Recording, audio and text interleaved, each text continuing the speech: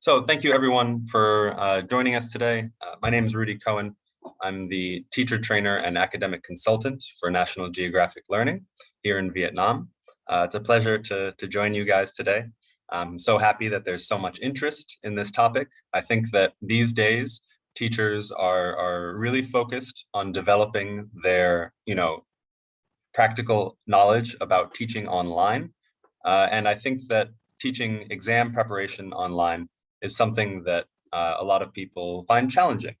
Today, I'm going to focus mostly on practical approaches, thinking about how to help students work with their receptive skills, so reading and listening in particular.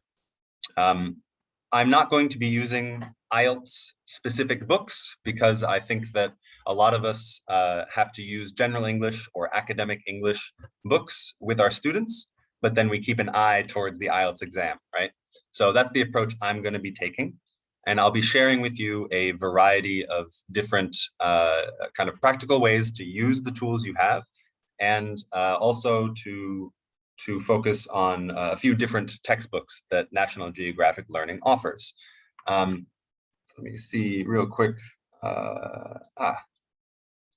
First question already on the Q&A box is, when will we do speaking skills? I will do receptive skills again in a little bit. Not today though. There's only so much we can do at once, right? So yeah, today is teaching IELTS receptive skills, the digital approach. I think that I'd like to start by asking you guys a question. So thinking about exams, do you teach exams? And I'm going to launch a little poll. And yeah, please mark your answer to see how you guys, what your experience is. If you are currently teaching IELTS or exams online, if you've taught IELTS or exams in person, but never online before, maybe you taught IELTS or exams in the past, but not currently. And if you've never taught IELTS or exams before, or maybe you don't even know what IELTS is. I'm hoping for no answers with that last one, but we'll see. Hello, everyone just joining us. Thank you guys so much. All right, we're up to 65%. 200 of you have answered. I'm just going to give it another minute, another couple seconds, I mean. Okay, okay, great. That's about 75% of you have answered. So let's just take a quick look and I'll share the results with you. As you can see, yeah, over 100 of you, almost 50% currently teach IELTS or exams online. And another 15% of you have taught in person. And 17% of you used to teach IELTS or exams, but are not currently. And 20% of you have never taught IELTS exams before. That's okay. And 2 of you said that you don't know what IELTS is.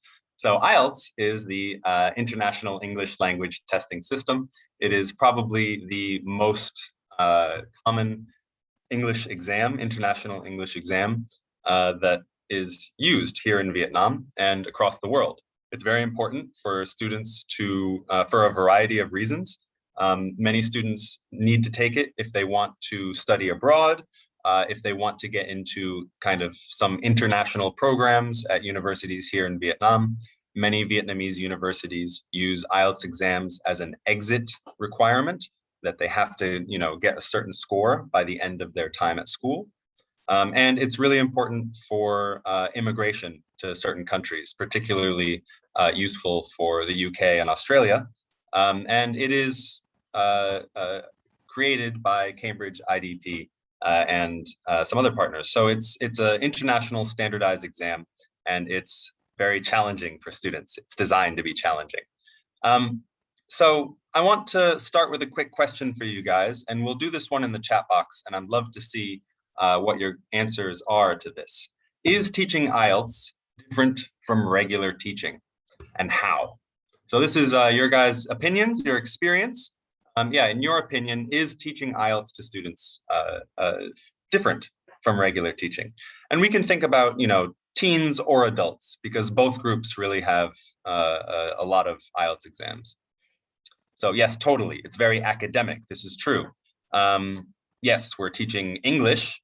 We're not teaching English, we are teaching the IELTS exam. Okay, it's more intense, more exam oriented. You have to teach them different in terms of the topics, the styles, the genres. Yep, absolutely. Task formats, so it's focusing on the question types, understanding the exam knowledge. It's a test, and the aim is to help students get a high score. Yes, absolutely. We have kind of concrete objectives that are not, the can-do statement is, what's your score, right? You can get a certain score. Some of the things are the same, some are different. Some people saying very similar. Some people saying more of a lecture approach with students. I like the students' intent on soaking up as much knowledge as possible. So others saying different motivation. Yep. Vocabulary and technical questions are the focus. We're required to cope with the exam questions, goes beyond general English. There's more depth. Ways of communication and giving feedback are different for them. So yes and no, generally teaching English and basic skills to help both express and perceive the language, and way more intensive and academic. Yeah, absolutely. I think that, sorry if I haven't caught all of your answers, but I think that there are some similarities, right? And there are some differences between these two types of teaching. One of the most important similarities, right, is that we're still practicing the skills, the core skills. And so developing core sub-skills for reading and listening in particular is really important. Skimming and scanning, understanding main ideas, understanding supporting information, being able to quickly identify information. These are useful skills, both in regular English classes, developing students' reading, and in exams. It's more academic, it's more kind of challenging, in my opinion. But some of the foundation of what we need to develop in students is the same. On the other hand, there's key exam skills that are different from what we train students to do in a regular English class. And we'll get back to that in just a moment. But I think that in general, you guys are absolutely right. The three kind of main things that I think of as differences between working with IELTS students and working with general English is, number one, motivation and focus, as many of you said. The students have more intrinsic and extrinsic motivational factors. It's very high level of pressure. It's high stakes. So, having that extra layer of pressure beyond just the normal pressure that comes with studying in school is really, really different. Right? It's very high stakes, and it's very academic, as many of you pointed out. Some of you work in universities and work with academic English classes with students that aren't necessarily exam focused, and so there's some differences there as well. But we can say, in my opinion, the biggest differences, especially when working with teens or young adults, is the differences are in motivation, right? The students are really, really driven a lot of the time. One of the things that I hear from teachers a lot is that it's drier. You can be a little bit less interesting or a little bit drier when teaching IELTS. And I actually think that that's a bit of a mistake. We still want to focus on engagement with students. We still want to focus on keeping students at the center of our activities and getting them involved in their own learning. So yeah, don't fall into the trap of thinking that you should just lecture and shouldn't have students involved, because you can still get students talking to each other, get students expressing themselves, and use that. Gamification is still quite important in IELTS, and utilizing competition and other kind of motivational techniques and engagement techniques is still kind of, really front and center for how you want to get the most out of your classes. Now, thinking about online teaching, one of the big questions when it comes to receptive skills, particularly reading, is the question of whether we want to flip or not flip the classroom. So flipping the classroom would mean, this is the difference of having students do reading in class or do the reading before class. This can be an important question for how you use your time in your synchronous lessons, right? Because when teaching online, we have kind of synchronous and asynchronous elements, time where we're with the students, face-to-face, live, and time where they're working outside of the classroom. Since we kind of seem to agree that students are more motivated or focused in general, this means that we can expect a bit more of them outside of class. You know, it is high stakes, as you guys said. So it's got to be, it's got to be something that we can utilize their motivation in order to get them to engage more outside of class and make the most of our in-class time with them. So quick kind of question to you one more time in the chat box. When you're teaching reading online, do you have the students do the reading before class, or do you have them do it in class like you normally would in an in-person? In class, during class. Some saying before class, depends on the length of the text. Some saying both. Okay, so this is great. You guys are saying both, and a lot of people saying both. I really like that. So what kind of thing would make you decide to do it before or do it during? Because I think there's positives and negatives to having each approach. What kind of what helps you determine if you're going to have them do the reading in class? Before, in, after, depends on the lesson or skill. Yes, sure. Time management. Yep. So if you're worried about time, it's a long text, then that's, kind of an important thing. More exam conditions, right? So if you want to mimic exam conditions, then doing it in class can be very important. Yep, so you can simulate the live test. Yep, absolutely. We want them to be very focused with the certain time I offer. Yep. The skills required, they struggle with time management, the length. Yeah, there's a lot of considerations here about what you can do during your class time, right? What you're able to cover. And I think that for some of us, we want to kind of think critically about whether we want to get students working on certain skills that are reading sub-skills and getting them to work with the text in our English books and kind of get a general comprehension of the text before we engage with the more focused exam practice. I think that a lot of teachers do opt to do flipped classrooms for this kind of strategy because it really, really helps to get the students doing more practice.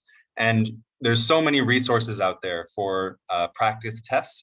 And many of the books, if you're using a book that is an IELTS specific book, then it often has kind of lots of different practice questions. You can assign some before class for the students to do on their own and some to do in a more timed setting. I think that you're absolutely right that simulation of exam setting is important. And so if you want to, really effectively teach these, you need to give them time to do it in exam conditions. So there needs to be a kind of mix here. I think that that's kind of the best approach. Now, a little bit more on that later, okay? So looking at exam preparation and academic skills, I think that if you're working with students who are just taking an IELTS class, that's one thing.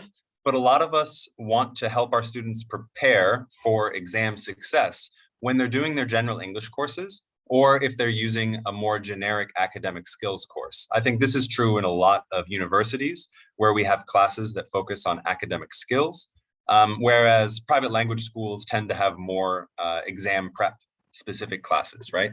So just a few things that I think of in terms of these two broad categories of these more academic classes we teach to students. In exam preparation, we're helping students focus on test structure, question types, extending their answers. That's more for the speaking part. Timing strategies. As you guys said, timing is so important. And then for academic skills, some things that might not be part of exam prep.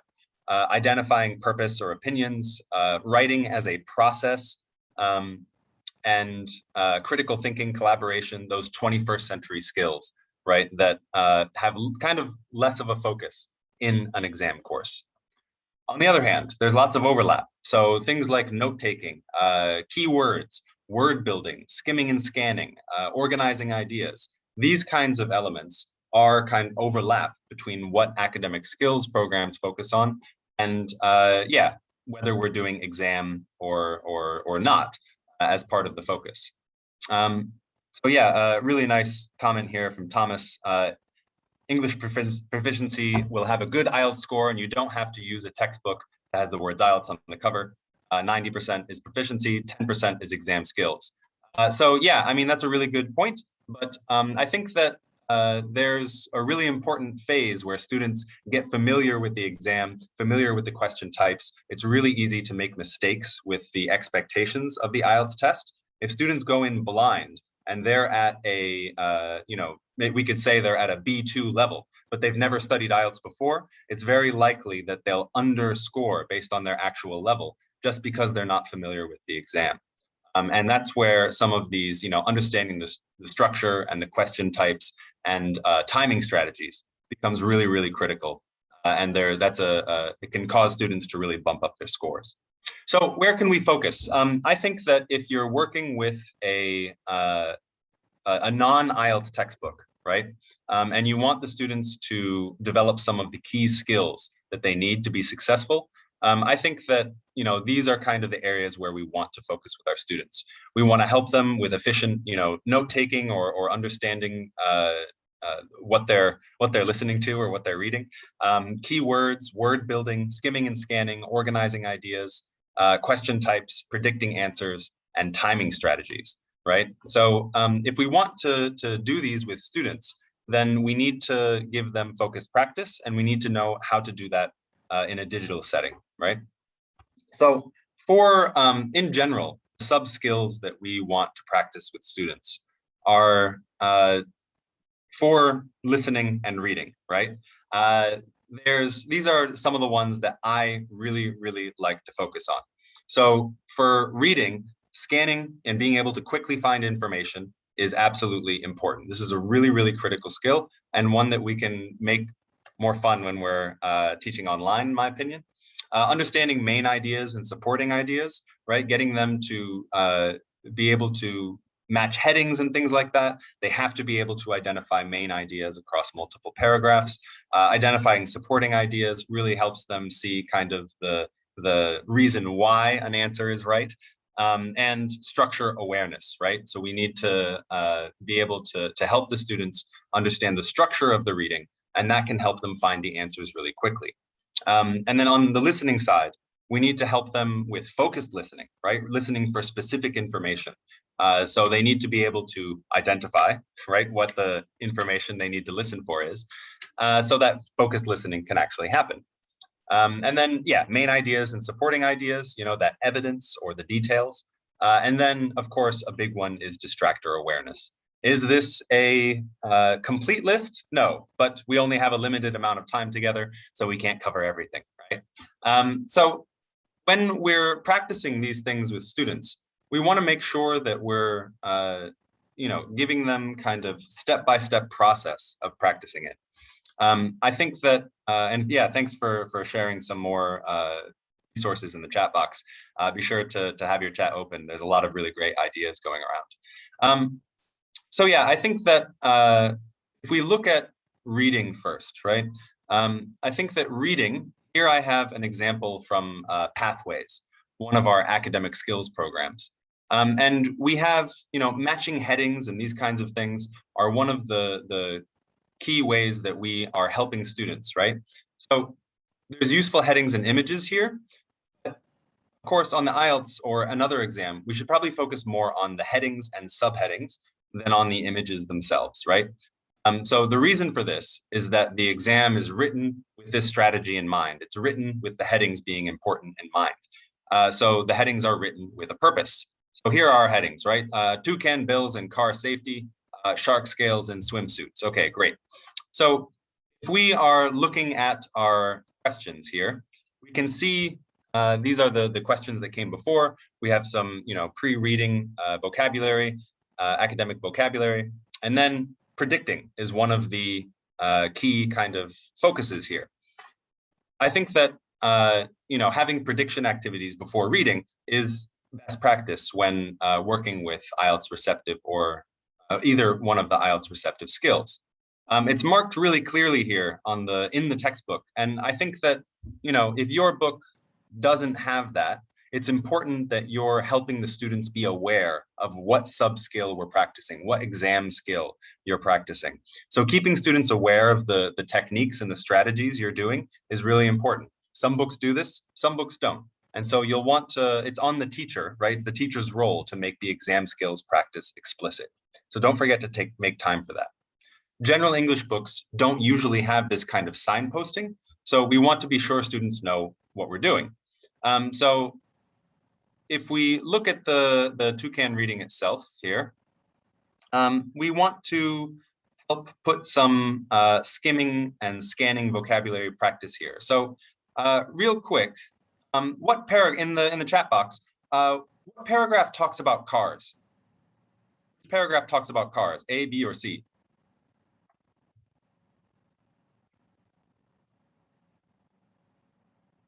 Anyone help me out here? Which paragraph talks about cars? A, B, or C? Sophia is the winner, the quickest of them.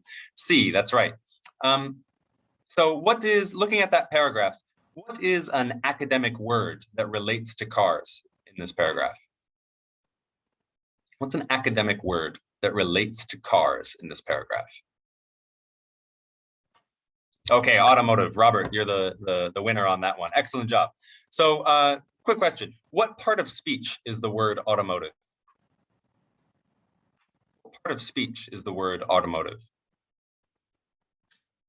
Some people saying nouns, some people saying adjectives. Automotive is an adjective because here we have automotive and aviation industries, right? So automotive here is an adjective describing the industry. It could be a compound, you know, it could be a noun phrase, depending on the way you like to analyze information. Yeah, automotive here is an adjective. How do we know? What's the word building here? Sorry, paragraph D. You guys are absolutely right. Paragraph D. I was looking, I forgot it was A, B. I thought it was A, B, C for a moment. It's B, C, D. Apologies. Yes. So yeah, here it's got the IVE at the end, right? IV. And this is one of the things that helps us identify whether something is an adjective. So the suffix work, helping students do quick kind of finding of keywords, having them identify which paragraph something comes from, which academic word is there, what part of speech it is, why we know it's that part of speech, can be a really great way with things on the screen to have students racing against each other and, you know, skimming and finding the right information as quickly as possible. Another quick question, what does aviation mean? Right by that other word we have, right by our word automotive, we have other word, aviation. What does that mean? Flight, airplane, relating to planes, to do with planes, yep, related to flight, absolutely. So is there anything in this text that would let you know, any kind of device used in the reading, that a lot of our students might not know this technical vocabulary, right? And if you look at this sentence here, he thinks the automotive and aviation industries can use the design of the toucan bill to make cars and planes safer. Right, so it's got the two words, automotive and aviation, and later in the sentence, cars and planes. So helping students kind of be able to understand the meaning of words from context, even if they don't necessarily know the meaning of that word, can be really, really important. And helping them identify when that happens in readings can be great for developing their skills. Now, when we're doing this, I think that when teaching online, you want to make the most of the tools you have, right? Because the general techniques of what we're trying to practice with students might be the same. But you know, if you're teaching with a classroom presentation tool or a CPT, you have some extra tools that you'll want to use to really help students see where answers come from. And so this can help develop their skills and see for themselves. So one of the things that I like to use is the highlighting tool. I think it's really useful for doing this. So this is a function in all of our National Geographic Learning classroom presentation tools. But on Zoom, for example, you don't have a highlighting tool for students. You do have other tools by default, but highlighting isn't one of them. So I really like to use highlighters and to help students kind of see exactly where these answers come from, because it can really help them visualize and understand. A lot of students struggle with IELTS because it's overly academic. maybe not overly, but extremely. And so it's important that we're helping them kind of visually see this stuff and not just assuming that they know where it is and where the answers are coming from. So you can circle it on Zoom, you can underline it on Zoom, but your classroom presentation tools can highlight, and with multiple colors, that can be a useful thing. I like to mix the two together. So when there's other ways we can get the most out of texts that involve students in the action and get them more engaged. Two activities that I really think are perfect for this have to do with scanning and with building vocabulary. So first, I like to do treasure hunts for vocabulary. Let's do a quick example of a treasure hunt. Write your answer as fast as you can in the chat box. So the first one, what word comes before predators? The word is predators. What word comes just before it?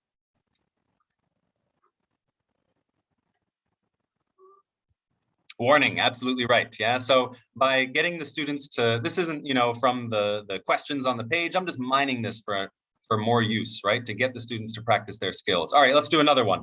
What word comes before fingernails?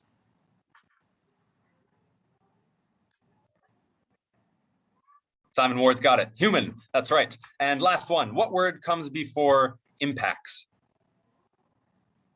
What word comes before impacts? Everyone writing energy, you just got your IELTS question wrong. High energy. Thank you, Andrew. Yes, it is a compound adjective which uses a hyphen, and so high energy in the IELTS exam, that counts as a single word, and you all just got points deducted. So yeah, sometimes they can be tricky, and it's good to choose words that kind of focus on key elements of the IELTS. This is not an IELTS book, but I kind of purposely chose it that way. Now, when I'm going through this with my students, yeah, I'll use the Zoom annotation tools to kind of just click a little stamp on these as we go, and to help the students see exactly where we're getting the answers, right? So yeah, we have warning predators, we have human fingernails, and we have high energy impacts, right? Yeah, so it's an easy mistake to make, right? And that's the way the exams are designed. And we want to create opportunities that kind of trip up our students, even if we're not using exactly an IELTS book, right? Now, when we are doing, I also like to do vocabulary activities. So you guys mentioned that there's, we want to help students, get students involved in readings and helping to develop students' vocabulary awareness. And you guys mentioned the annotation tools, and they're a really, really useful way to get the student body in your class involved in the activities. So I like to focus a lot on collocations as one way to mine text for additional vocabulary and to get students to kind of think about the words they're using, because the majority of communication in English uses collocations, and they help readers and listeners understand the flow of ideas much more effectively. So if we can develop students' awareness in vocabulary and the way collocations are commonly used, then we can help them read more efficiently, right? Time spent mining text for these kinds of features is time well spent. So I like to get all my students involved by this by getting the text marked with their annotation tools. Lots of different colors you can use, and I like to assign different paragraphs to different students or groups of students. So, the students might come up with something like this. I assign them a color, I assign them a paragraph, and so I get them to kind of identify exactly, different clusters of words that go together. This can be a great way to kind of get them all involved, get them all comparing ideas together, thinking about which phrases and words commonly go together. And so using these kinds of approaches can make your reading activities a bit more engaging. So some of you mentioned, doing reading in class versus doing reading before class. If I have my students do the reading activities before class, then in class, we can go over answers, we can review where our answers came from, we can take a look. I can, you said that students are more motivated, right? So we can set expectations for timing yourself when you're doing your homework, that kind of thing. And when we're doing this, we can then spend time in class doing more engaging activities that mine the text and get a bit more out of them. This is one option, right? The nice thing about this text is they don't read before class. That's a hard fact. It really does take learner training, and it takes knowing your students. If you know your students won't do the reading before class, then yes, you should use your knowledge of your students. And I think that can be, it can be a big challenge, but some students really, really struggle with IELTS level reading. It is very, very challenging. And to assume that it's just academic skills we're practicing or just exam skills can be a bit of a pitfall, because some students can benefit a lot from some of that general English practice, to be honest. It depends on your students. If you have students who really struggle, you may want to assign some of the readings before class. They'll spend 3 hours of the dictionary and try to understand every word. Absolutely. Learner training is very important for this. But it is one of the many tools that we have as teachers, especially when doing things online. Now, let's take a look at something a little bit different. So question types. When it comes to reading and listening, these are the kind of biggest overlap between the two sections, in my opinion, for question types. There's some differences between the two. Largely, the sub skills that we're practicing for exam preparation, multiple choice, helping them figure out how to answer short answer questions, helping them work with matching and doing headings. These are the kinds of things that you'll want to focus on when doing receptive skills and thinking about question types. So for test preparation, yeah, there's some key strategies that you can prepare students with for each of these types of questions. I'd like to show you another book that we have called New Close-Up. This is an example of a reading from New Close-Up. And this book, I really like it because it features a lot of explicit exam preparation. And so while doing general English skill development and academic skill development, you're also preparing explicitly for exams. So this one gives clear tips and tasks so that both the students and the teachers are aware of what they're practicing. Raising awareness is one of the key best practices for preparing students for exam success. So make sure you're doing that. If you take a look at this opening activity, you can see how it's integrating practice from other parts of the exam. Here, the speaking part, where they should be able to discuss, transportation in general. Integrating skills is great, but the connection to the reading here is really important. We're setting up student ideas to be one of the motivators for the first reading. So they have their ideas, they share them together, and then they use those ideas to motivate them on when they actually do their first reading, right? So yeah, this is New Close-Up. And for that, we want to get the students motivated, we want to keep them engaged. And so getting them to kind of integrate these skills together can be great.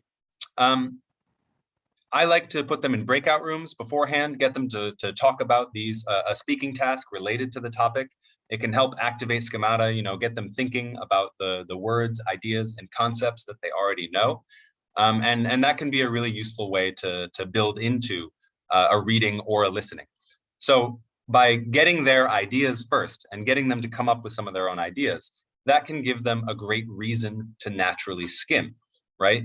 So if you time them really, really tightly, say you have 1 minute to see how many of your ideas were in the text, then it gives them, a reason to jump right into it and do it as quickly as possible. Without timing, you can't force students to practice skimming, right? You really need to have the timing be an explicit part of your instruction. One of the nice things about doing online reading and having the text on the screen instead of in students' books open in front of them, which, sometimes when I'm teaching in person, books are open, sometimes books are closed, and it's important you take that same approach when you're teaching digitally as well. Again, you have to trust your students a bit, but I find that in sometimes displaying these things can mean I can take it away really easily and, control the time that students have. So the wanting to be right or wanting to see if they're kind of on the right track is a great motivator to get them to do that. If the book you are using doesn't have this kind of speaking task, before engaging with a reading, it can be a really simple thing to set up with really minimal effort. The discussions are great for students to write ideas in the chat box or use annotation to put some of the ideas on the screen, or breakout rooms followed up by a few students sharing ideas. Having explicit exam tips is, again, all about awareness. We want to teach students exam strategy, not just language skills. So this links back to keywords, synonyms, and paraphrase, and some of the other items that we touched on a little bit already. Those academic skills really form the foundation of good exam preparation. So for this kind of task, right, it has explicit guidance, and this kind of thing is what we want to be practicing with our students and giving them this kind of advice. It's not enough to just give them the advice, though. You can tell students all you want about exam strategy. If you don't give them an opportunity to actually practice it, they're not going to learn anything, right? They're just going to stick with their old ways, and you need to give them repeated practice over and over again with strict timings. So as some of you said, yes, this is from New Close-Up, and the last one was from Pathways. So if we take a closer look at this reading, I really like to, of course, use the annotation tools and get the students drawing directly on the screen, because I think that it helps a lot with getting the students involved, keeping them focused, and not having it just be you as the teacher talking into the void to a group of students who may or may not be attentively listening, right? So let's take a look at, if I take away this, great. So let's take a look at these tasks together, right? Let's take a look at these questions. I'm going to give you 40 seconds to look at these questions and think of what might be a keyword or two in each question or answer. Our answers may be a little bit different, and that's okay. So yeah, 40 seconds, starting now. What are the keywords in these questions and answers?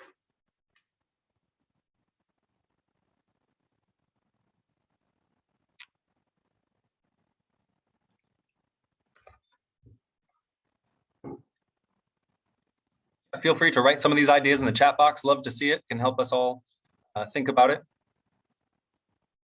So keywords over here. Got about 10 more seconds. Oh no, you're running out of time. So let's just take a look at the first ones. For mine, for number one, right? I think that difficult to walk for 2010, right? We need to have numbers, and dates are often really, really important, right? So numbers and dates are things we want to help students focus on because they help us to identify critical information. A lot of you, and it sticks out in the reading, right? Numbers really stick out. I would say, some of you are saying, I don't know how to properly pronounce this word, but the name of the city, Bucheon, I'm not sure. So the name of this city is not a useful keyword because it is a word that is found in every single one of the questions, and it is found throughout the reading. So because it's found in so many of the questions, this is actually not a good keyword to use, right? It's too common, even though it's specific.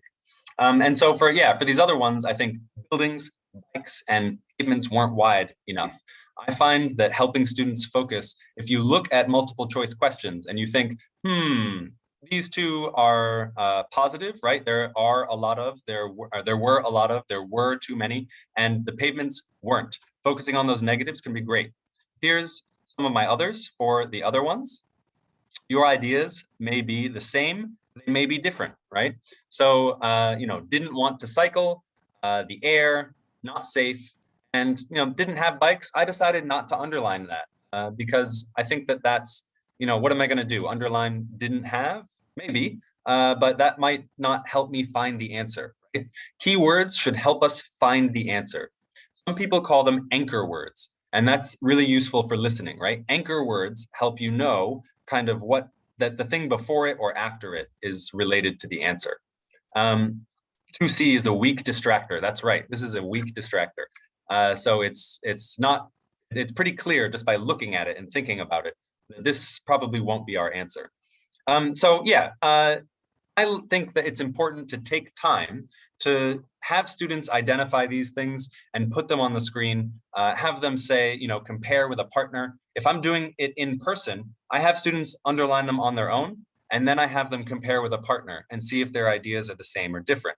Because we're doing it online, I think it has to come from the teacher a bit more, where I need to kind of pre-do this, right? And I can use my annotation tools, or I can do it ahead of time if I'm using a PowerPoint, and that you want to really share your ideas with the students. So now, yeah, I'm sure you guys have been searching for the answers now.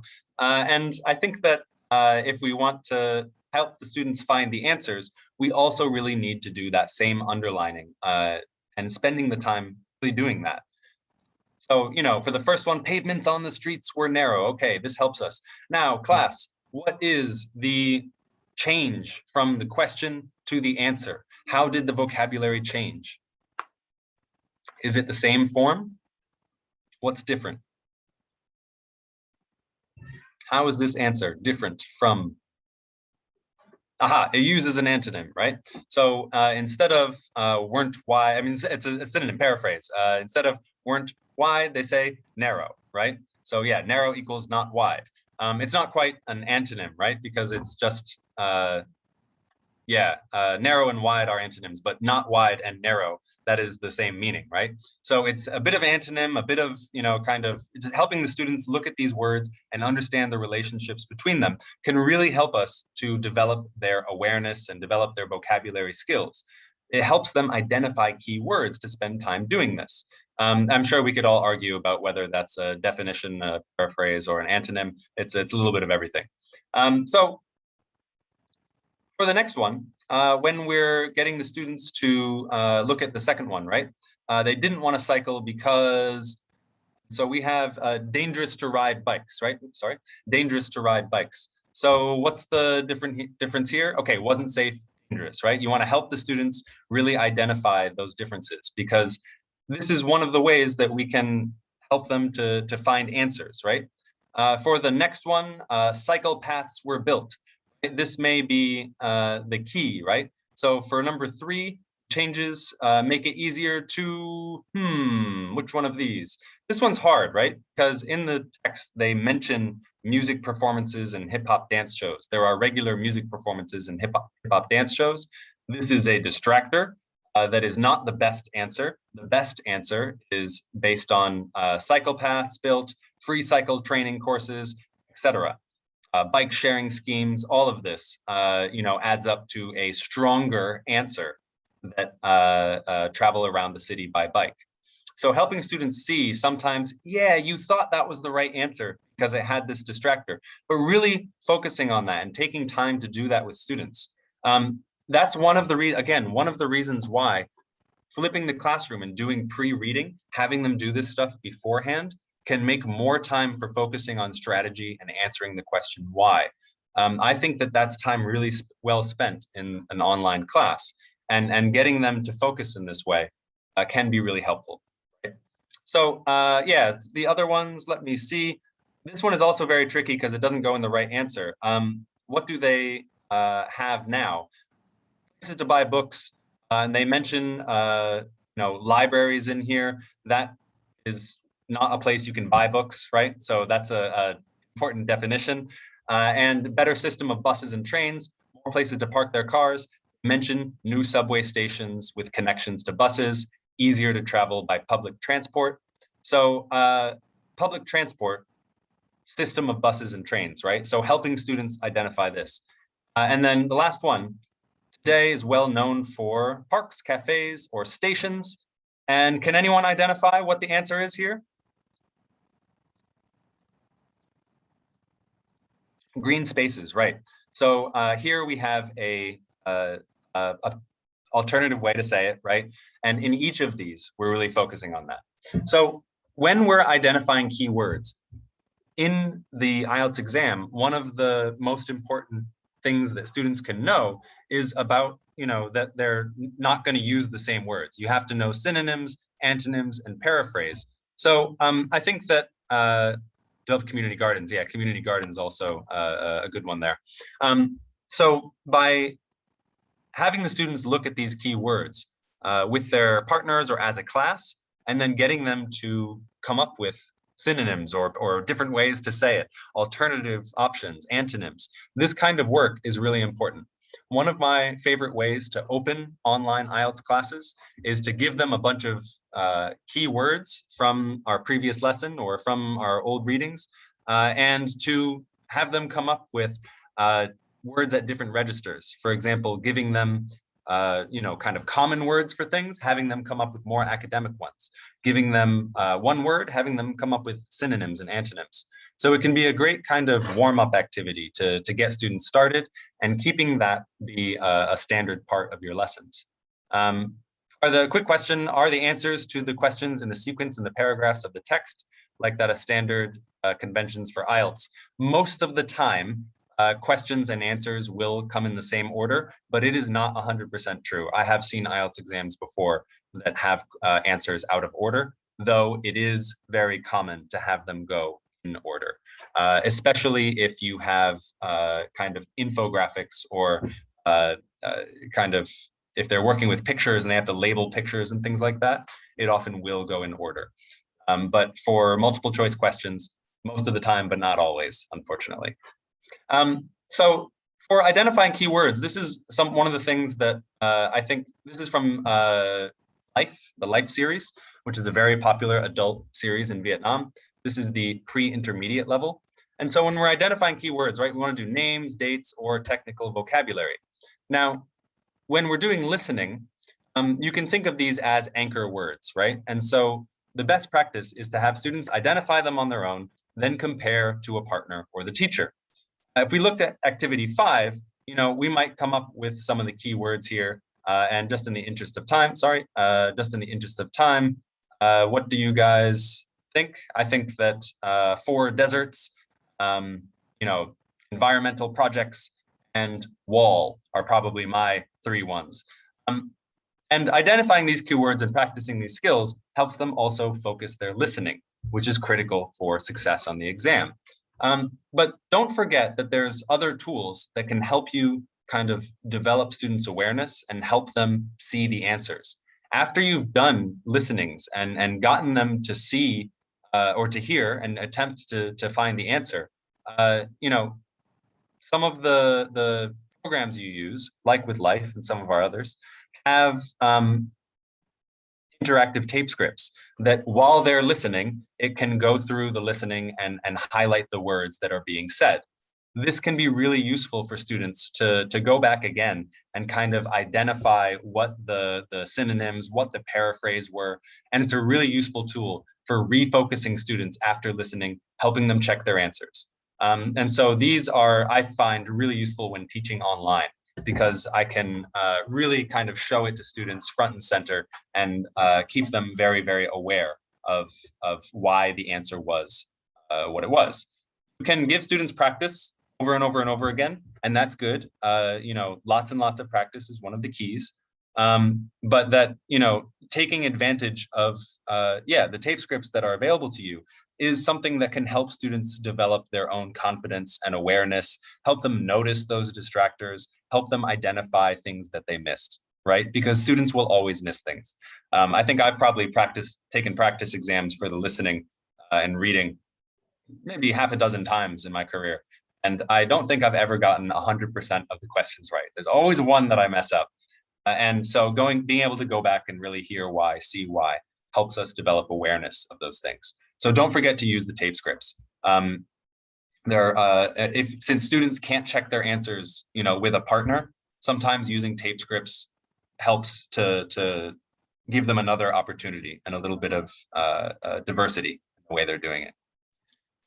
So for some of these items, for vocabulary, for example, if we're doing word building, synonym and antonym, paraphrase, those are the keys, right? As you guys have identified. I'll move forward from that. Now, this is another example from Pathways. And this is a great example of a long text. IELTS texts are really long. And that's, an important part of developing their reading skills is, getting them to be more comfortable with working with longer texts. Generally, the 3 texts on an IELTS exam will be in total somewhere between 2,500 and 2,750 words. So it's quite a lot of time to cover, right? Quite a lot of reading to cover in the hour that students have to complete it. So this is difficult to do in an online class where students have to spend a long time reading, right? So I think that let's quickly take a look at the before and after activities so you get an idea about the amount of content here. So this is the page before, right, that has pre-reading for vocabulary practice, brainstorming and prediction, and after the reading, comprehension questions, understanding the text, things like that. So there's actually a lot that students could do before class, including vocabulary practice and maybe some of the comprehension activities. So that can be a really great way to kind of get the students to, do some work before class and then still leave plenty of time for us to engage in some of these other activities during class time. I think this is where the question of a flipped classroom becomes even more important. So, what's the way to do it in class? Another activity that I really like to do with my students is, especially if I do the flipped class, this one is pathways. Yes, thank you for the question, Ben. Happy to share that with you. Pathways, reading and writing, and critical thinking. So one activity that I like to do if I do a flipped class is to have the students make a reading map. This is a great technique for developing their ability to quickly find answers. So for example, yes, you can have the recording, don't worry. So for example, if we just take a look at these 2 paragraphs, in a reading map, the idea of this activity is that I have them look at each paragraph and they have to write a little note for themselves that is the summary of this paragraph, what it's all about. And I tell them that they have to use, no more than 3 words and or numbers, right? So you follow some of those kind of IELTS style questions for, they always say, you can use 2 or 3 words and or numbers. And so that's like a really important instruction. So I tell the students, look at the paragraphs, write yourself a little note on the side in 3 or 4 words and get the main idea there.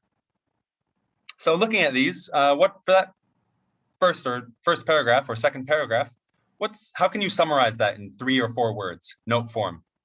Doesn't have to be grammatically correct, just for yourself. So Simon says South Africa, 2003, 2004. Namfi, 2003, 2004.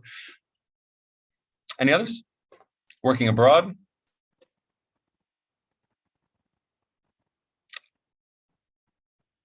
SA for South Africa, good. The year, banks challenges, right? Absolutely. SA for South Africa, years, communication challenge, banks and communication, great. What about the second one? What might you do for the second one? Idea software. You really want to get those keywords, right? You want to identify a few keywords. Problem in SF 2003, 2004, cell phone, SMS, bank idea, software install, innovation, SMS software. Great. These are great ideas. Here's my ideas. So I did essay internet problem, right? And yeah, maybe I could have used the date. I think that for me, that wasn't necessarily a key. And then for the second one, bank phone software, right? Now, I have them do this for the entire text. You saw how long this text was. And so they go through and they do this like, detailed reading where they try to come up with a short few words that kind of capture the main idea of each paragraph. And then what I like to do is, they have all of them and I tell them to write them on the side and, write them on a separate piece of paper. Paragraph 1, essay internet problem. Paragraph 2, bank phone software. Paragraph 3, paragraph 4, etc. And then we close our books and take away the reading. And I ask them comprehension questions, but I ask them, where does the answer come from? Which paragraph? Based on just your notes, which paragraph has the right answer? And so by giving students that kind of practice, this is a very different kind of practice, right? This helps them with skimming. And so it helps them to identify kind of where the answers will be. I think that this is really, it's an alternative, right, to reading the questions first. Some people like to have students read questions first, then, skim and scan to try to find the answers. If students really struggle with that, then I like to give them these kind of alternative approaches, right? Because we're teaching them strategy, we're teaching them approaches. So what's the question? Software, how much time do you give them? That's a really good question. I often do this when teaching online as a flipped classroom activity. So I let them do it on their own ahead of time. If I do this in class, generally I'll give them about a minute per paragraph. I find that for most students, that pushes them enough. It's a bit longer than the exact exam conditions, but the first time you do this kind of activity, you want to give them a little bit more time. The next time you do it, you give them a little bit less time and a little bit less time and a little bit less time until you're getting, as Simon says, down to real exam timing. So yeah, 2-3 minutes tops. Now, in the real exam, they're not going to be jotting down those notes on the side and using that time because it's not efficient. But we're training them in the technique, right? So we need to give them the time in order to do it and the space to learn the process. If we don't give them the time to physically write it out and to really practice this technique, if we just tell them to do it, they won't learn to do it, and they certainly won't be well practiced when it comes to the actual exam, right? So sometimes we want to give them a little bit longer time.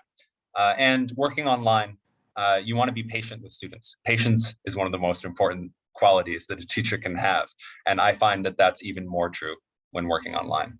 So we have just enough, but not too much. Yeah, +1, right? You want to know where they're at, and this kind of thing is a fun game, right? Because they want to be right, and they can compete with their fellow students in their note-taking skills, and in these different ways that they're practicing these strategies. Suddenly, the strategy is the focus, and there can be winners, and it can be all gamified. You can keep students a bit more engaged. So I just want to take a quick look at the questions that you guys shared with me. Let's see. Some of them seem to be comments from recording. Okay, great. So some of you guys asked about the recordings. Yeah, we recorded today, and we'll be posting it, so you guys will be able to access it as well. We'll share it with you in a follow-up email.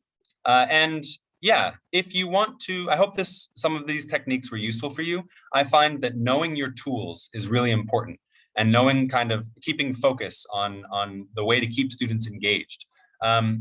It's really important to use the tools you have. And if you're using Zoom or you're using MS Teams, your tools will be a little bit different.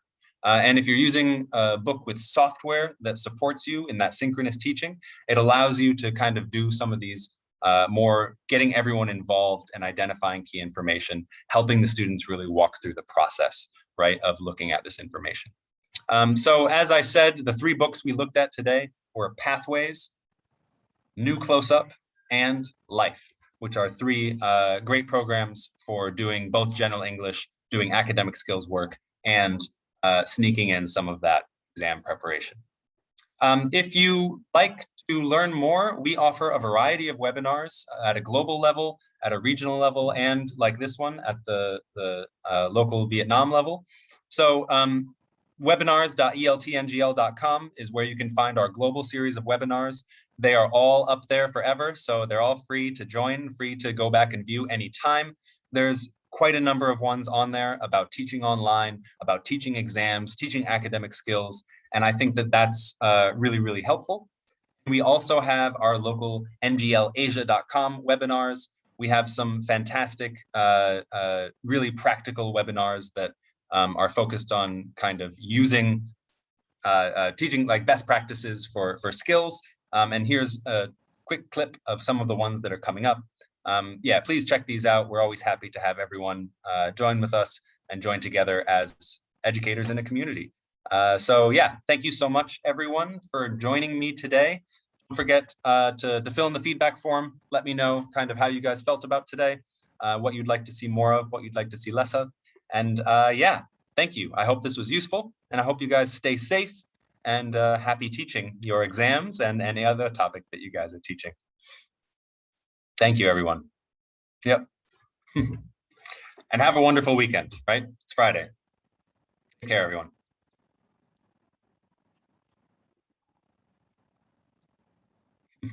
Cheers.